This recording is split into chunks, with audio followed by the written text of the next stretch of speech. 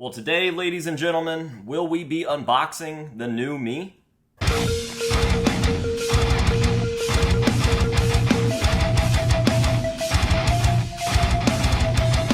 What is going on, guys? It's your favorite mask collector's favorite mask collector, AJ Good, here at the House of Masks, where we unbox and review cool stuff almost every single day. And in today's video, that is right, we are unboxing me. But how on earth does that work? Well, we've done it before, and this is just going to be a nice, quick, and simple video where I unbox a new death mask. Well, maybe not an entirely new death mask, but a new version of my death mask. Now, I have only had one other person do one of my death masks up, and that person is Michelle Morgor. She brought to life the Morgor V1, the Morgor V2, and the current Morgor Martini mask, and we love those. They are absolutely phenomenal, and those are the only versions of my death mask that I haven't done myself that I've also worn. So any of my main death masks, the ones that I really do use for live events, interviews, etc. Ones like the John Rice version or the Wes Borland version, and of course the Morgors. Those ones have all been done by me except for the Morgors. And the entire idea behind the death masks when I first debuted them was to apply my inspiration's war paint, if you will, to my face. I wanted to make masks that looked like they were face paint, and I wanted them to all kind of honor the people that inspired me. So that was everybody from John Rice to Wes Borland to Joey Jordison and even Michelle Morgor, and with the Morgor variant, it only made sense to have Michelle do it herself, and she definitely delivered. I would say that those have probably been my favorite to wear so far, but I recently sent out a mask to a friend of mine, and she did up a version for me, and she has not shown me what it is, and that friend is Emily Kirkpatrick. Now, if you guys remember in the St. Louis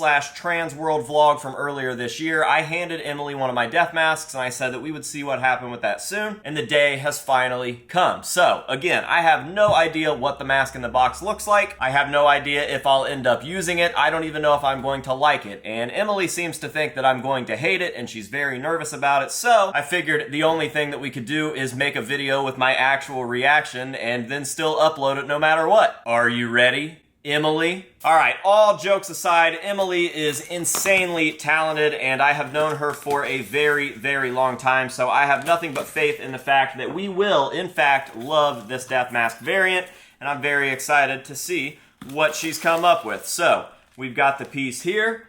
Obviously, it's in bubble wrap. I don't know if you guys can see. I can't really see anything through the bubble wrap, so we'll go ahead and start to unwrap it. It is taped shut. The suspense is killing me. I do have one more death mask idea at the moment. It's something that I can do myself, so I probably will do that in the near future. But I really, really love the Morgor V3 or the Morgor Martini mask, and I feel like it just hasn't seen enough use yet. So we will probably ride that one out until PaleFest. I just wanted to document me getting this, show it off, and then who knows, if it's good enough, we will use it. And I'm pretty sure that it will be good enough. And as you guys know, those death masks change over time, whether it's completely natural through the makeup and the blood and the weathering that happens to them on their own, or if it's through me changing them on purpose. Sometimes with the Morgors, I will add face paint to them and kind of update them from time to time, similar to how Slipknot did back in the day. And I really like that as well. It kind of shows a change over the course of the mask's life. So we've got this thing out. I have yet to look at it. I'm going to give you guys the first look. I'm going to make sure to do this as slow as possible. That's what she said. So here you go. This is Emily's work on one of my death masks. What do you guys think? I am not looking at the screen. I'm doing my best to not look at it. I'm even going to put my hand up right here to block it, so that when I turn around right now, I can really take my first true look at this thing. So here we go.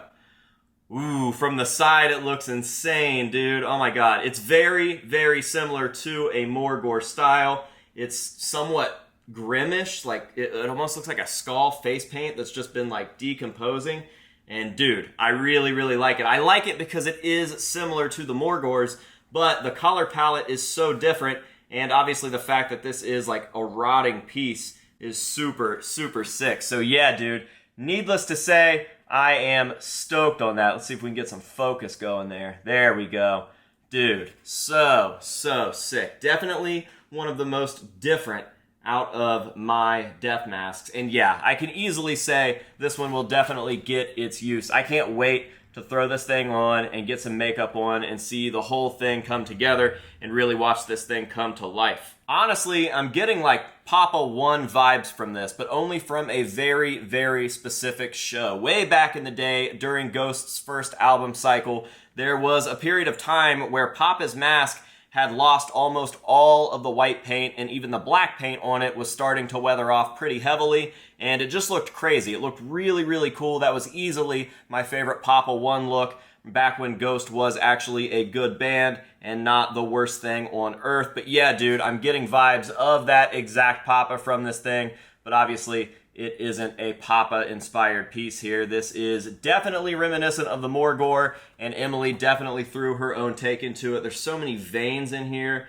and different textures. She highlighted all of these crow's feet over by the eyes, and I am stoked. This thing is sick as fuck, and I figured we definitely had to go ahead and do an unboxing on this, because any time that I've unboxed any of the other death masks, I have been very, very happy with them, and this is no different. So we officially have another death mask on the roster, and this is the second version that I do plan to wear that wasn't painted by me. Again, Morgor did the first few, even though I kind of consider them all the same things, because the 1 and the 2 were basically the same mask. I just had another one made because I wasn't ready to retire that look yet. And the Martini Morgor is a very, very subtle natural evolution away from the Morgor paint job. And again, this is just another evolution. If you ask me, Emily absolutely killed it. Could not be happier with this piece. I'm very glad that I sent her a plastic one. I know that she works with silicone a lot, and I kept offering to send her a silicone cast,